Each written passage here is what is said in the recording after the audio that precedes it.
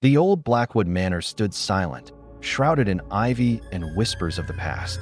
It was a place where history wasn't just written in books, but etched into the very walls. Dr. Alastair Finch, a historian with a penchant for the forgotten, had been hired to catalog its contents. He thought he was prepared for anything the dusty old house could throw at him. Anything except her. The first week was uneventful, filled with the scent of decaying paper and polished wood. But then, on a rain-lashed Tuesday afternoon, he found it. Tucked away in a forgotten corner of the attic, under a heavy canvas sheet, was a magnificent, full-length mirror, its silver frame tarnished with age. As Alastair wiped away a century of dust from its surface, the reflection that stared back wasn't just his own.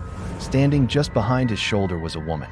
She was ethereal, dressed in the fashion of the early 1900s, her eyes holding a profound sadness that seemed to ripple through the glass. He spun around, his heart hammering against his ribs. The attic was empty. He turned back to the mirror, and there she was again, a faint smile gracing her lips. He cautiously reached out a hand to touch the glass, and to his astonishment, she mirrored the gesture, her spectral fingers almost touching his. He learned her name was Alara.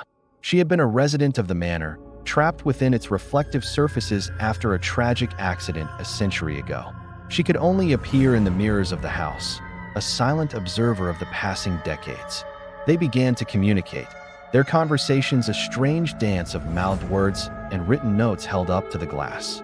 Alastair would spend hours in front of the mirror, sharing stories of his world, the world outside her gilded prison.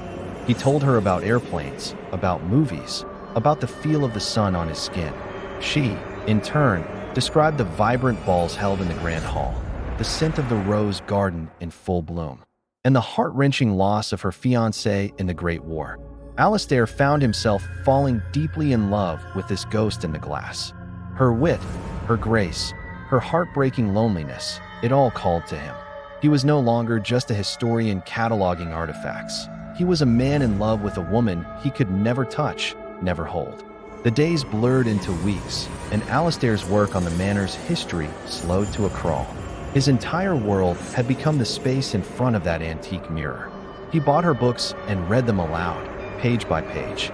He played music for her on an old gramophone and watched as she swayed gently in her spectral world, a bittersweet smile on her face.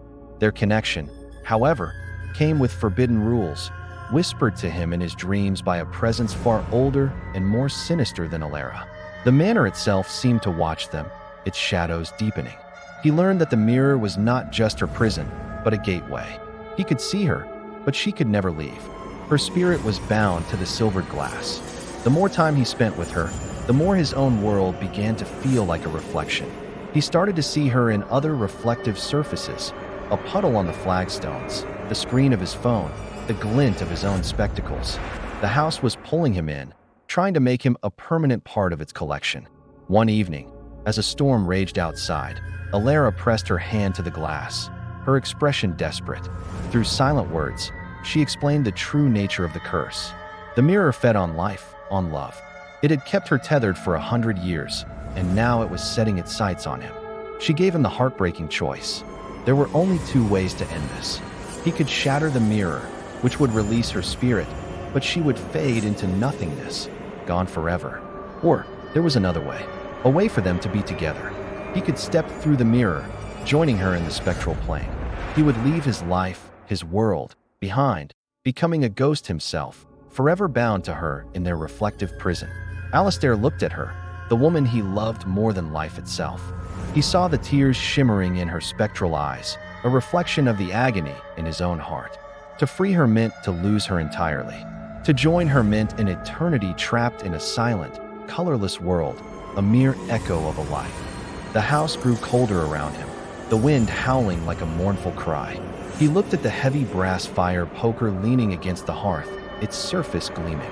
He then looked back at the mirror, at Alara's outstretched hand, an invitation to an eternity of silent love. The air crackled with energy, the glass of the mirror beginning to shimmer and ripple like water. The choice had to be made, now. He took a deep breath, his decision made. He strode forward, his hand outstretched. But was he reaching for the fire poker to shatter their connection and set her free? Or was he reaching for the shimmering surface of the mirror, ready to cross the threshold and leave his world behind forever?